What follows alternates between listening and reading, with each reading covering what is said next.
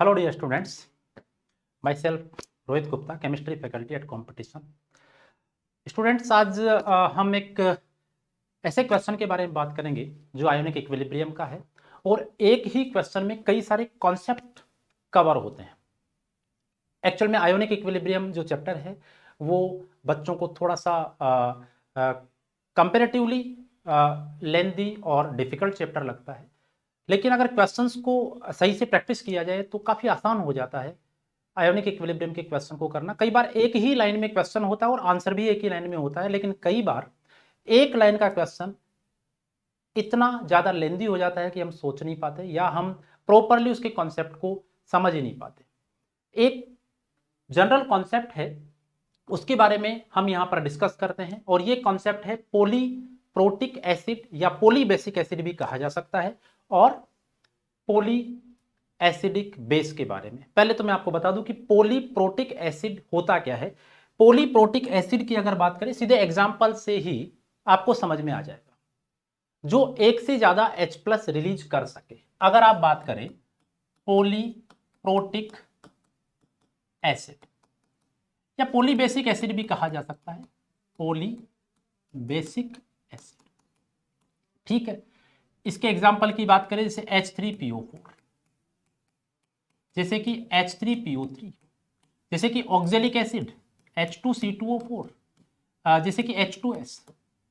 और साथ में यहाँ पर क्वेश्चन तो हमारा इससे रिलेटेड नहीं है, लेकिन मतलब पॉली एसिडिक बेस का नहीं है, लेकिन फिर भी हम इसका एग्जांपल जैसे कि हाइड्रोजन NH2NH2 N2H4 बोलते हैं। अच्छा, कई बार ऐसा भी लिखा मिल सकता है N2 एक्वस सॉल्यूशन इसका H6OH होल ट्वाइस। ऐसे कैसे? ऐसे इसलिए जैसे आप जानते हैं कि अमोनिया है, इसका एक्वस सॉल्यूशन को क्या लिख देते हैं आप? NH4OH, है ना। तो ये जो है N2H4 हाइड्रोजन, इसको भी आप लिख सकते हैं N2H6OH होल ट्वाइस। ये लो, ये है पॉलीप्रोटिक एसिड और इसी से स्टार्ट करते हैं इस कॉन्सेप्ट की। क्या कह रहा है कॉन्सेप्ट, जरा देखते हैं। Find pH of 0.1 mH3PO4 solution. इतना सा क्वेश्चन है और कई बार तो देखते रहता है 0.1 डायरेक्टली बच्चा देखेगा कि 0.1 10⁻⁻1 pH सर 1 आ गई। नहीं, इतना भी आसान नहीं है। कॉन्सेप्ट तो सीखने ही पड़ते हैं ना, तभी जाकर के हो पाएगा। आपको पता है कि जब आप pH पता करते हैं, pH पता करने के लिए आपके पास में फॉर्मूला होता है pH equals to minus log base 10 में कॉन्सेंट्रेशन ऑफ H+। ये pH का फॉर्मूला है और इस pH के फॉर्मूले को अप्लाई करने के लिए H+ आपको चाहिए। अच्छा, H3PO4 जो है ये 3H+ रिलीज कर सकता है, मतलब आपके पास में कितना H+ है वो यहां से पूरा पता चले, तब जाकर के कहीं हम H+ पे अप्रोच करेंगे और उस H+ की अप्रोच से pH पता करेंगे। क्लियर? तो अब देखें यहां पे। अच्छा, एक और इंफॉर्मेशन, जब भी वीक एसिड या बेस आपको गिवन होगा तो Ka और Kb की इंफॉर्मेशन साथ में गिवन होगी। ओके, तो यहां पर Ka1 का वैल्यू, Ka2 का वैल्यू और Ka3 का वैल्यू, ये फर्स्ट डिसोसिएशन कांस्टेंट है, पहला H+ देगा। सेकंड डिसोसिएशन कांस्टेंट है, सेकंड H+ देगा। थर्ड डिसोसिएशन कांस्टेंट है, तीसरा H+ देगा। कितना देगा आपको पता है कि जो के एप्लीकेशन पढ़ते हैं आप, उसमें ये भी पढ़ते हैं कि एक्सटेंट ऑफ रिएक्शन के बारे में आपको ये बताता है। और एक्सटेंट ऑफ रिएक्शन के बारे में बताएगा तो देखें आप 10⁻⁴, 10⁻⁷, 10⁻11, मतलब रिएक्शन कम होती जा रही है। रिएक्शन के फॉरवर्ड होने की जो रेट है या रिएक्शन का जो फॉरवर्ड में होना है वो भी कम होता जा रहा है। तो देखिए H3PO4 3 बार में अपने H+ दे रहा है, एक बार में थोड़ा सारी दे देगा, तोड़ देगा, बोले ले जाओ H+ को, ऐसा नहीं है। यहां पर देखें आप, ये है H3PO4 का एक्वस सॉल्यूशन। थोड़ा सा और इसको इस साइड में लिख देते हैं, सॉरी, ठीक है, यहीं पे रहने दो। H3PO4 का एक्वस सॉल्यूशन, और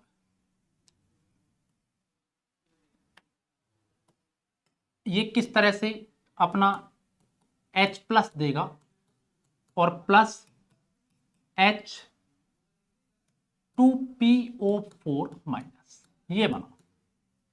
अब H2PO4 माइनस ये एम्फीप्रोटिक एनायन है, इसके पास अभी भी प्रोटॉन है देने के लिए, तो ये H2PO4 माइनस जो है ना, ये भी अपना H प्लस दे सकता है और HPO4 -2 में कन्वर्ट हो सकता है।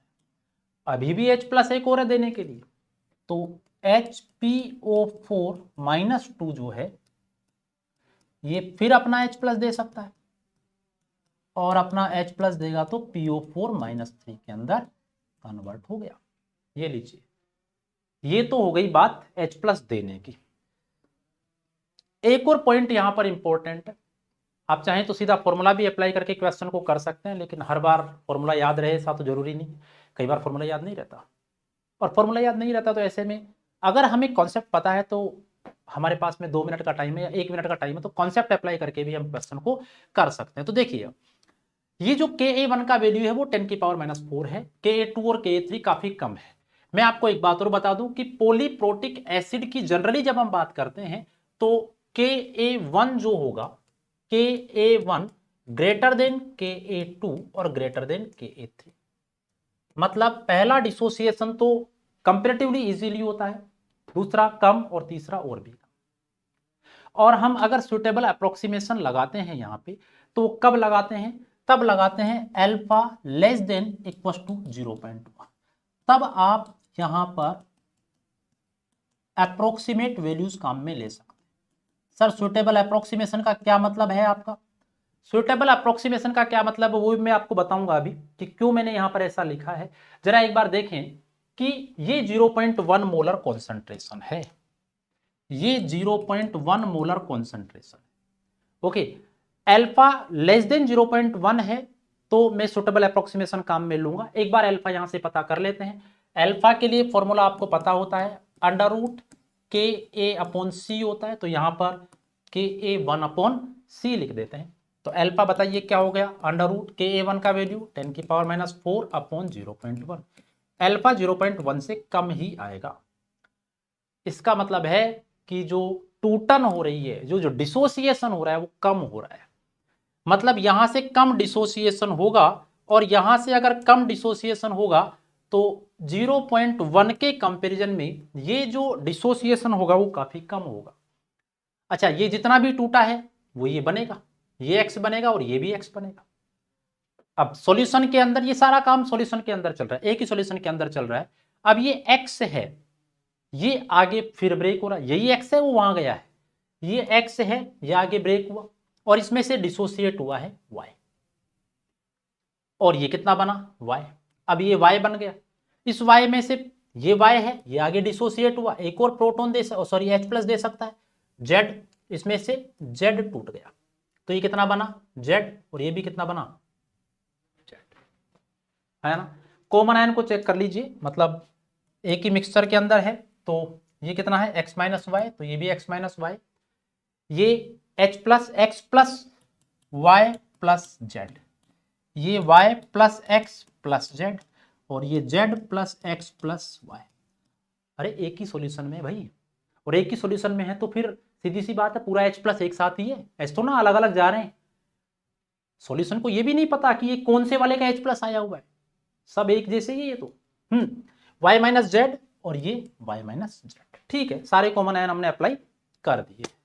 अब देखें आपको क्या क्या गिवन है, उसको भी यहां पर हम, इसके लिए आपको Ka1 फर्स्ट डिसोसिएशन कांस्टेंट है इस एसिड का, तो 10⁻⁴ गिवन है।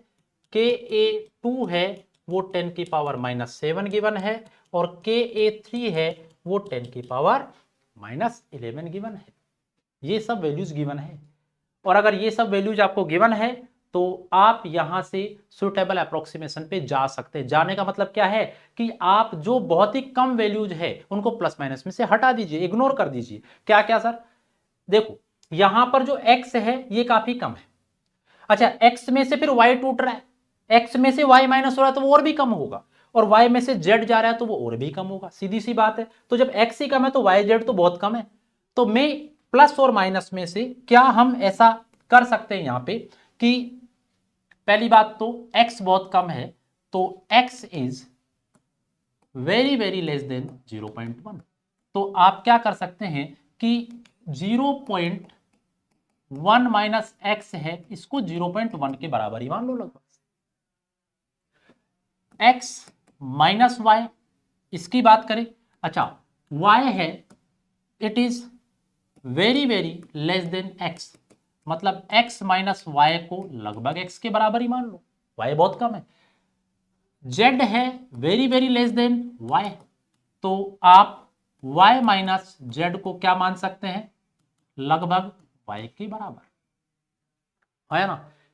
ये आप कर सकते हैं। अच्छा h प्लस जो आपने लिखा है ये x plus y plus z, तो x बहुत कम और x से भी बहुत कम है y, k का वैल्यू आप देख करके बता सकते हैं 10 पावर माइनस 4, 10 पावर माइनस 7 और 10 पावर माइनस 11। k का वैल्यू बहुत कम होना मतलब रिएक्शन के फॉरवर्ड में जाने के चांसेस भी कम होना, रिएक्शन फॉरवर्ड में बहुत ही कम जा रही है, प्रोसीड कर रही है।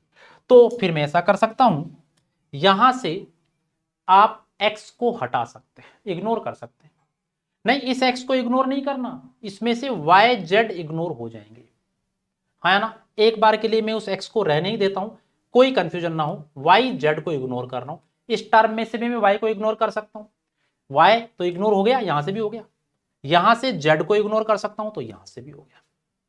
अब मैं Ka1, Ka2 और Ka3 तक अप्रोच करूंगा। Ka1 को क्या लिखोगे, प्रोडक्ट की कॉन्सेंट्रेशन अपॉन रिएक्टेंट की कॉन्सेंट्रेशन। चलो Ka1 पे, Ka1 को आप कैसे लिखेंगे, आप लिखेंगे H प्लस कितना है x बचा हुआ, ये x और ये 0.1 माइनस एक्स, Ka1 जो कि 10 की पावर माइनस 4 है, x into x upon 0.1 minus x. अच्छा 0.1 माइनस एक्स में से 0.1 है वो ग्रेटर है x से, काफी ज्यादा है, तो x को यहां से इग्नोर कर सकते हैं।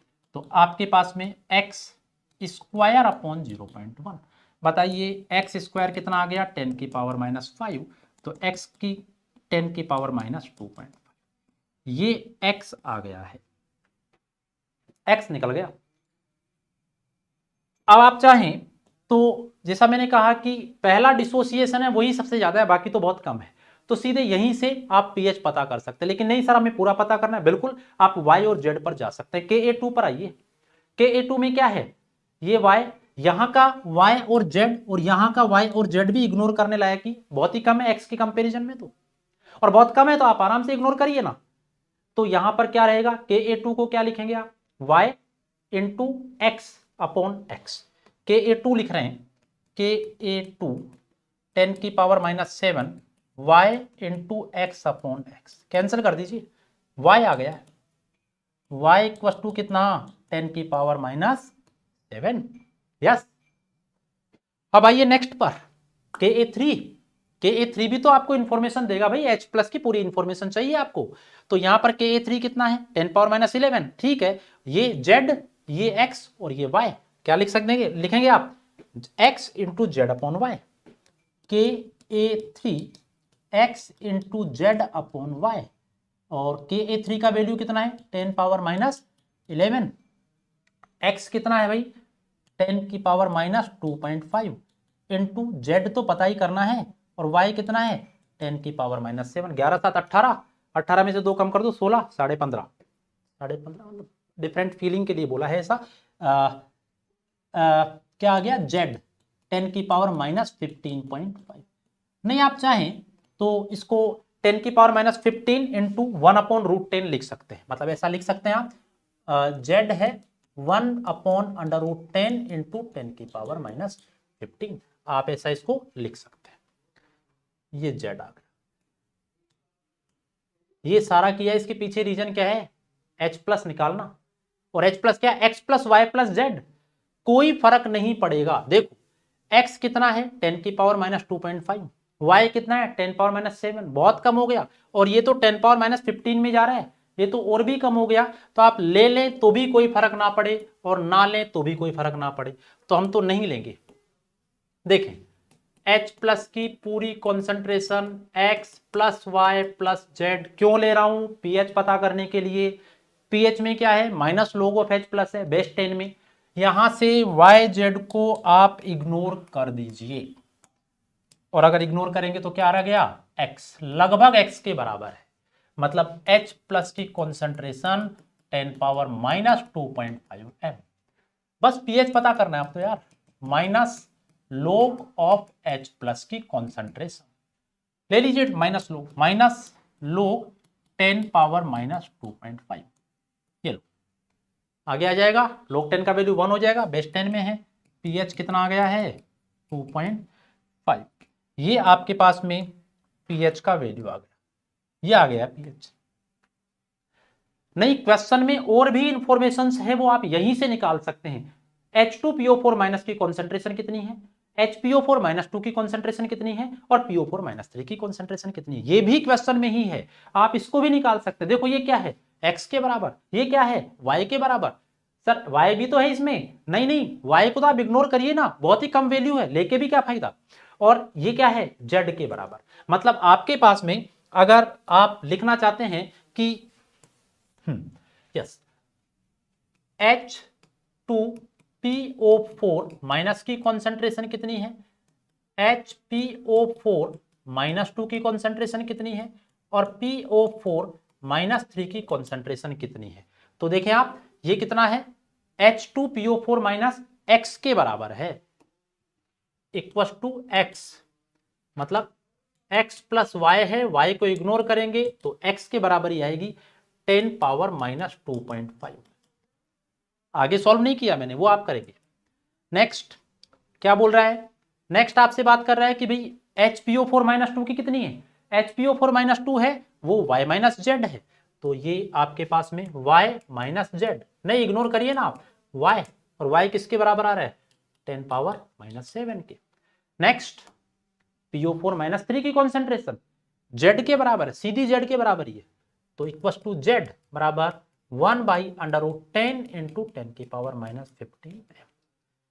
एक लाइन के क्वेश्चन से इतनी इंफॉर्मेशन हमारे पास में आ गई, लेकिन इंफॉर्मेशन खत्म थोड़ा ना हुई है, हमने कहा एक ही क्वेश्चन में डिफरेंट कॉन्सेप्ट लेकर के आ रहे हैं, और डिफरेंट कॉन्सेप्ट अगर लेकर के आ रहे हैं तो फिर एक और कॉन्सेप्ट इसी क्वेश्चन को आगे बढ़ाते हुए देखें। इस बार क्या कर रहा है, अलग अलग केस बना रहे हैं, और अलग अलग केस बना करके हम उसमें यह पता करना चाह रहे हैं कि पीएच कितना होगा। पहला केस बनाया, 1 मोल H3PO4 है, 0.5 मोल NaOH है, 1 लीटर सॉल्यूशन, 1 लीटर सॉल्यूशन में, 1 लीटर सॉल्यूशन तो जनरली क्वेश्चन को आसानी बना देता है। एक बात मैं आपको यहीं पर बताता हूं, देखो H3PO4 जो है ना, H3PO4 ये 3 H प्लस दे सकता है, ट्राई प्रोटिक है एक तरह से, 3 H प्लस दे सकता है, इसकी जो बेसिसिटी है वो 3 है। H3PO3 की कितनी है 2, और H3PO2 की कितनी है 1, मतलब H3PO4 3 प्रोटॉन दे सकता है, रिलीज कर सकता है, H3PO3 2 कर सकता है, H3PO2 1 प्रोटॉन रिलीज करेगा। ऐसा क्यों, ऐसा जब आप इसकी स्ट्रक्चर्स पढ़ते हैं तब जहां पर H3PO4 में O और H के बीच में सीधा बॉन्ड बना हुआ है, वो सारे H प्लस ये प्रोटॉन की फॉर्म में रिलीज कर सकता है, जबकि जहां पर P डायरेक्टली H से कनेक्टेड है, मतलब बॉन्डेड है, वो H केवल रिड्यूसिंग प्रॉपर्टी को शो करने वाला होता है, ठीक है, वो एसिडिक नेचर शो नहीं करेगा। चलो क्वेश्चन पे आ जाते हैं, लॉजिकली क्या बात कर रहा है ये, आइए प्लीज। H3PO4 है और रिएक्शन करा रहा है NaOH से। सब लोग जानते हैं कि एसिड और बेस की रिएक्शन होगी, और अगर रिएक्शन होगी तो क्या बनेगा NaH2PO4 प्लस H2। क्या कॉन्सेप्ट काम में आ रहा है, जरा वही चेक करना है। अब देखें आप, यहां पर इसका 1 मोल है, इसका 0.5 मोल है। एक और कॉन्सेप्ट यहीं पर आ गया, लिमिटिंग रिएजेंट का। आप अच्छी तरह से जानते हैं H3PO4 और NaOH जो है, इसका 1 मोल इसके 1 मोल के लिए चाहिए, मतलब इसके NaOH का 1 मोल H3PO4 के 1 मोल से रिएक्ट करके 1 मोल NaH2PO4 बनाएगा। इसका 1 मोल है H3PO4 का, NaOH का 0.5 मोल है, मतलब ये क्या है Lr है, ये लिमिटिंग रिएजेंट है। तो लिमिटिंग रिएजेंट तो खत्म हो जाएगा, और ये कितना बच जाएगा 1 माइनस 0.5 मोल, इतना बच गया। और आपको पता है प्रोडक्ट लिमिटिंग रिएजेंट के अकॉर्डिंग ही बनता है या डिसाइड होता है, तो ये कितना बन गया, पहले तो कुछ नहीं था ये, अब 0.5 मोल बन गया। सॉल्यूशन में कौन कौन है, मिक्सचर में कौन कौन है ये देख लो पहले।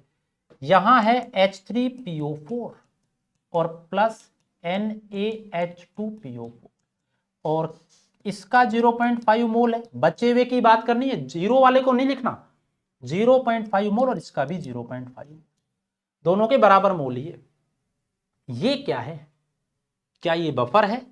बफर कौन, देखो एसिड, वीक एसिड और उसका कॉन्जुगेट। बफर होता है वीक एसिड उसका कॉन्जुगेट या वीक बेस उसका कॉन्जुगेट। ये वीक एसिड है और ये इसका कॉन्जुगेट है, ये बफर बना हुआ है। क्या है ये, बफर।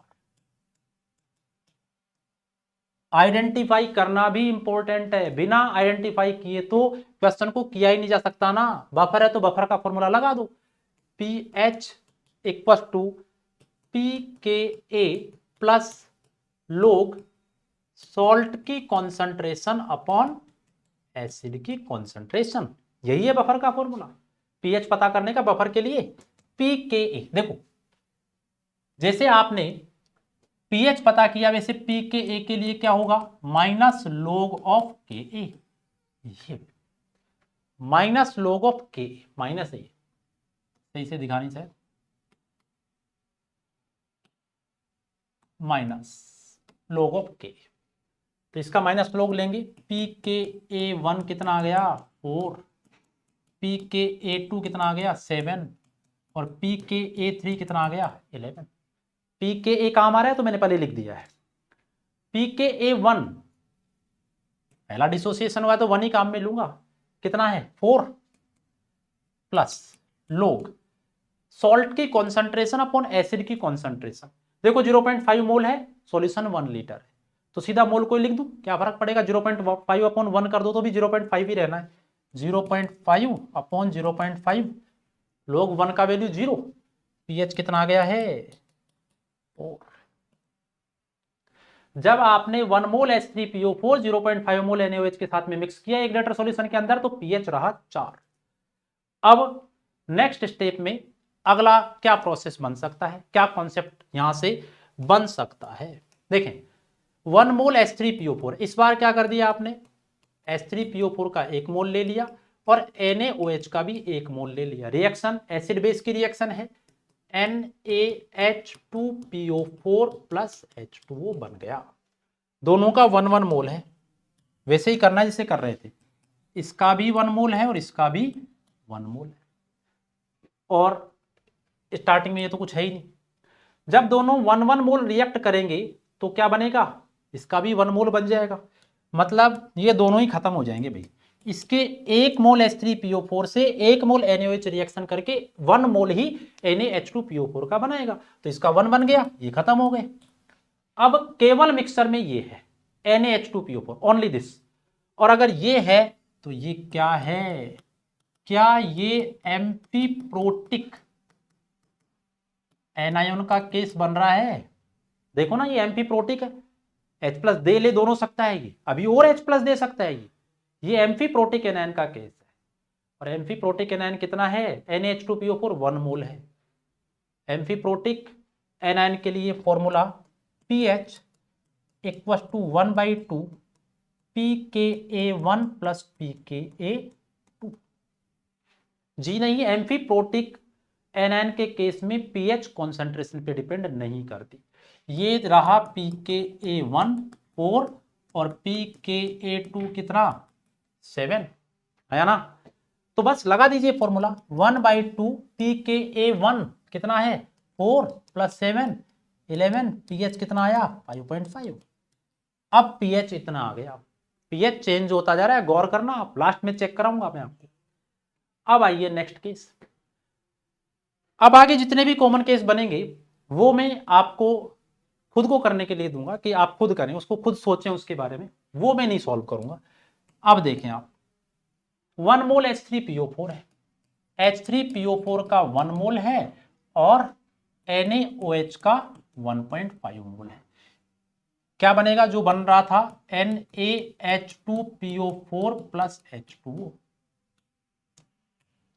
देखो इसका तो 1 मोल है, इसका 1.5 मोल है, यस और नो। अब इसका 1 मोल इसके 1 मोल से, मतलब H3PO4 का, इसका मतलब इसका समझ जाते हैं आप। H3PO4 का 1 मोल NaOH का 1 मोल रिएक्शन करके 1 मोल NaH2PO4 बनाएगा। मतलब कौन लिमिटिंग रिएजेंट हो गया सर? लिमिटिंग रिएजेंट पता कैसे करें? अरे यार बहुत आसान है, 1 मोल इसका 1.5 मोल इसका, बैलेंस जो भी आपकी केमिकल रिएक्शन है उसके अंदर जो भी स्टोइकियोमेट्रिक कोफिशिएंट है, मान लो यहाँ 1 है तो 1/1, यहां पर 1 है तो 1.5/1।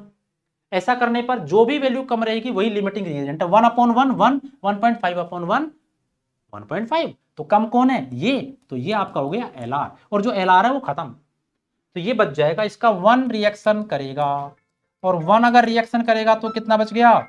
0.5 मोल इसका बचेगा। और इसके 1 H3PO4 के 1 मोल NaOH से रिएक्शन करके 1 मोल NaH2PO4 बन जाएगा। ये 1 मोल बन गया। सर ये तो बफर बन गया। जी नहीं, ये बफर नहीं है, स्ट्रॉन्ग बेस या स्ट्रॉन्ग एसिड थोड़ा ना बफर बनाते हैं यार। बफर तो कॉन्जुगेट, जो वीक एसिड या वीक बेस और उसका कॉन्जुगेट जो रहेगा वो बनेगा, और वो स्टेबल होता है, अच्छा खासा स्टेबल होता है। तो अभी भी रिएक्शन में NaOH है, ये एम्फीप्रोटिक है, मतलब इसमें एसिडिक हाइड्रोजन है, तो फिर ये बेस से रिएक्शन कर लेगा, तो आगे फिर रिएक्शन होगी। उसमें क्या है? NaH2PO4 जो है ये NaOH और बेस है तो रिएक्शन कर लेगा, और अगला प्रोटॉन वो काम में आ जाएगा Na2HPO4 प्लस H2O। यस और नो? अब देखें इसका कितना है, कलर चेंज करके लिखेंगे। 1 मोल, इसका कितना है? 0.5 मोल, और ये तो कुछ नहीं, अभी रिएक्शन करेगा ना, अब होगी रिएक्शन। तो इसके 1 मतलब NaH2PO4 के 1 मोल से NaOH का 1 मोल रिएक्शन करेगा, जबकि है 0.5। LR तो पता कर ही सकते हैं, 1/1 0.5/1 पता चल गया अब तो, ये LR है।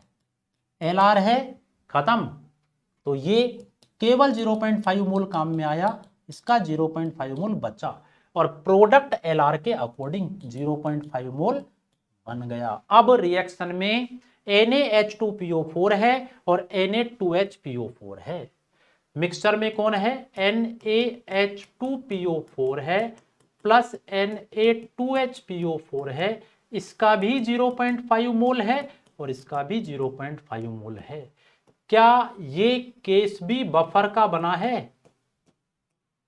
आप देखो ना, एम्फीप्रोटिक वाला केस है और वीक एसिड से आया हुआ पार्ट है, तो H2PO4 माइनस और HPO4 -2, यही तो है। ये क्या है? H2PO4 minus plus HPO4 -2, buffer बन गया। तो बफर का फॉर्मूला लगाएंगे आप, पीएच निकाल देते हैं, pH pKa2 plus log salt की कॉन्सेंट्रेशन अपॉन एसिड की कॉन्सेंट्रेशन। pKa2 कितना है?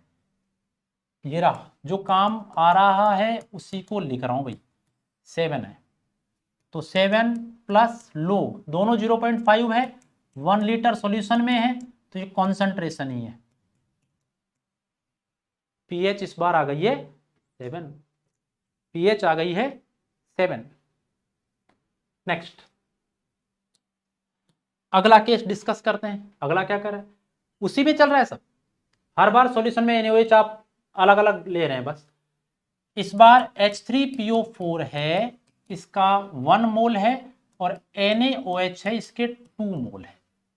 इसका 1 मोल है H3PO4 का, NaOH के 2 मोल है। ठीक है, क्या बनेगा? रिएक्शन कराओ। आप तो डायरेक्ट भी करा सकता हूं मैं, पर नहीं, 2 स्टेप में करा दूंगा। NaH2PO4 plus H2।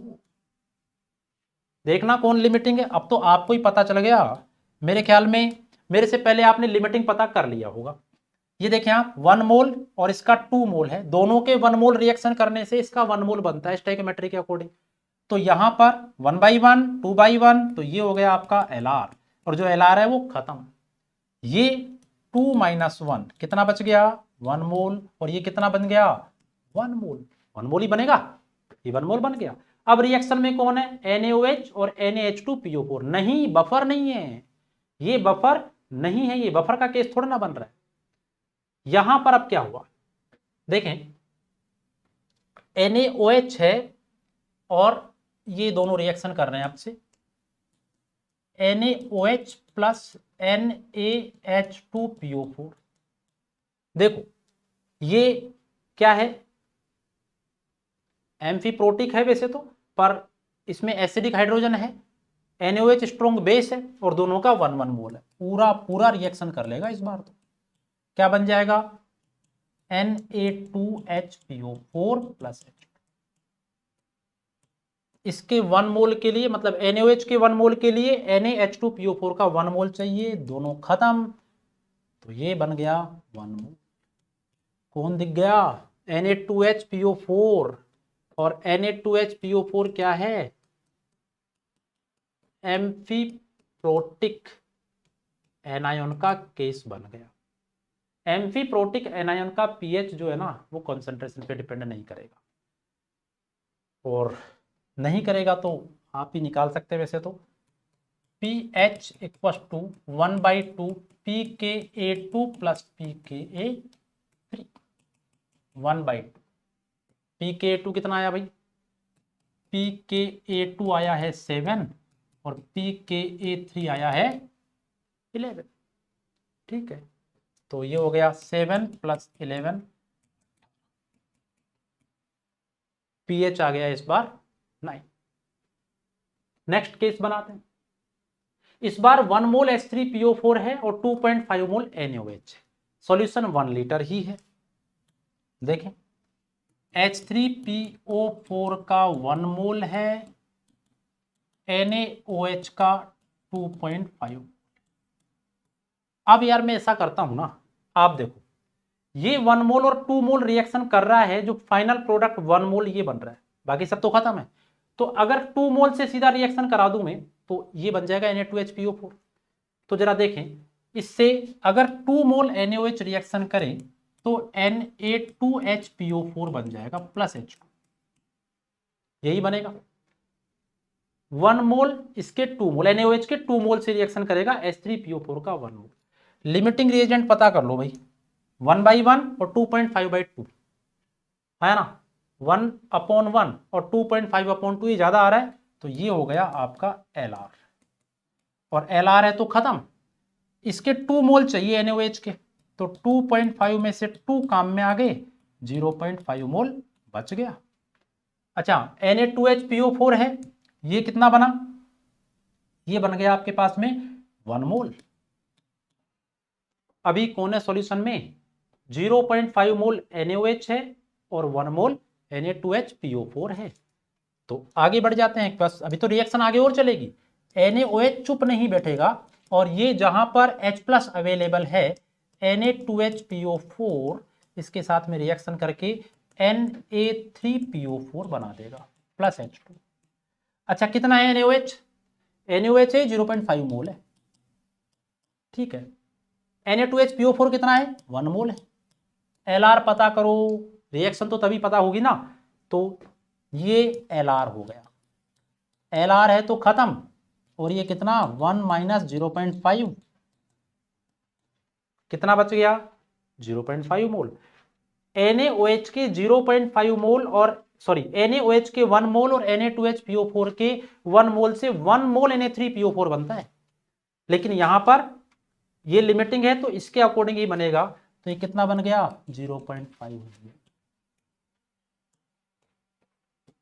कौन बचा अभी फाइनल मिक्सचर के अंदर, देखना, Na2HPO4 प्लस Na3PO और 0.5 मोल Na3PO4 का भी 0.5। क्या केस बन रहा है, पीएच कितना होगा, ये आप कमेंट्स में लिख करके बताएंगे कि इसका पीएच कितना होना चाहिए और ये किस तरह का सॉल्यूशन बन रहा है, ये आप बताएंगे, ठीक है। केस आप चेक करेंगे किस तरह का केस बन रहा है। मैं नेक्स्ट केस पे आता हूं। नेक्स्ट क्या है, अब की बात देखो, हर बार NaOH को चेंज कर रहे हैं, एक ही मोल है H3PO4, H3PO4 हर बार एक ही मोल है, इस बार 3 मोल NaOH ले लिए। अब 3 मोल NaOH ले लिए तो इसका H3PO4 का 1 मोल NaOH के 3 मोल से रिएक्शन करके और Na3PO4 बनाता है। ये पिछली रिएक्शन से इंफॉर्मेशन आ गई थी, इसलिए मैंने सीधा लिख दिया। इसके 1 H3PO4 के 1 NaOH के 2 मोल से 1 मोल Na2HPO4 बना रहा था। 1 मोल Na2HPO4 अगर 1 मोल NaOH से रिएक्शन कर जाए तो 1 मोल Na3PO4 बना लेगा, है ना। तो ये 1 मोल Na3PO4 बन गया, ठीक है। 1 मोल है H3PO4, 3 मोल है NaOH, फिलहाल कुछ नहीं। 1 मोल NaOH से 3 मोल रिएक्शन करेंगे, 1 मोल H3PO4 से 3 मोल NaOH रिएक्शन करेंगे, पूरा ये खत्म हो जाएगा और सॉल्यूशन में कौन बचेगा, केवल 1 मोल Na3PO4। अब तो बफर नहीं है, अब तो एम्फीप्रोटिक भी नहीं है, अब क्या है, ये पॉलीवैलेंट सॉल्ट हाइड्रोलिसिस।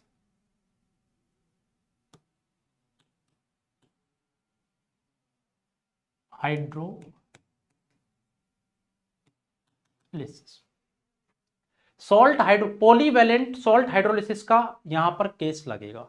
अच्छा, यहां पर देखो, एक तो स्ट्रॉन्ग वाला पार्ट है, स्ट्रॉन्ग बेस वाला, और वीक एसिड वाला पार्ट है। एनायोनिक हाइड्रोलिसिस में जाएगा ये, क्योंकि स्ट्रॉन्ग वाला पार्ट है वो तो हाइड्रोलिसिस में जाता नहीं है, वीक वाला पार्ट जाएगा। तो पॉलीवैलेंट यहां पर सॉल्ट हाइड्रोलिसिस का पार्ट लगे। सॉल्ट हाइड्रोलिसिस के लिए फॉर्मूला पता होना चाहिए। pH इक्वल टू क्या, यहां पर हम बात करेंगे pKa3 की जरूरत पड़ेगी 11। तो क्या है, देखो pH है वो 7 से ज्यादा आएगी, पक्की बात है, क्यों, स्ट्रॉन्ग बेस है ना। तो 1/2 pKw plus pKa3 plus log C। Sir C क्या, 1 लीटर सॉल्यूशन में 1 मोल Na3PO4, यही तो कॉन्सेंट्रेशन है। कॉन्सेंट्रेशन कितनी आ गई, 1 मोलर, 1/1 अप्लाई कर दीजिए। pKw H2O के लिए 25 डिग्री सेल्सियस पर pKw 14 होता है, तो 1/2 14 plus pK3 11 plus log 1। log 1 कितना, 0, ये होगी 0 वैल्यू, खत्म। तो क्या बच गया, 1/2 इंटू 14 25 12.5। pH आ गई है 12.5। देखो आप शुरू से अगर आप बात करते हैं कि pH में क्या वेरिएशन आ रहा है, फर्स्ट के अंदर देखें, फर्स्ट केस जब केवल और केवल वीक एसिड था H3PO4, तब pH 2.5 थी। अब आपने NaOH मिलाया 0.5 मोल, pH 4 हो गई, बढ़ गई, बेस मिलाने पर तो बढ़ी जाएगी ना। फिर इसके बाद में आपने 1 मोल मिला दिया, 5.5 हो गई। आपने 1.5 मोल मिलाया, 7 हो गई। आपने 2 मोल मिलाया, 9 हो गई। NaOH के 2.5 मोल मिलाया, कितनी होगी आप बताएंगे। NaOH के 3 मोल मिलाए, 12.5। pH में कंटिन्यू वेरिएशन आ रहा है, और डिफरेंट कॉन्सेप्ट, चाहे से बफर का हो, एम्फीप्रोटिक का हो, सॉल्ट हाइड्रोलिसिस का हो, कोई भी, या फिर वीक एसिड का हो, या फिर वीक बेस का हो, हर कॉन्सेप्ट को यहां पर अप्लाई किया जा सकता है। एक ही लाइन का क्वेश्चन भले ही से हो, लेकिन लॉजिकल क्वेश्चन होता है, अच्छे कॉन्सेप्ट काम में आते हैं, तो इसको प्रॉपर फॉर्मूले भी पता होने चाहिए, जिससे क्वेश्चन इजीली कम टाइम में हम कर सके। तो ये यहाँ से सबसे बड़ा फायदा हो सकता है हमें। जो भी मैंने पार्ट यहाँ पे छोड़ दिया उसको कमेंट सेक्शन में आप लिख करके और उसका आंसर बता सकते हैं, मैं उसको जरूर चेक करूँगा। Thank you students, thank you.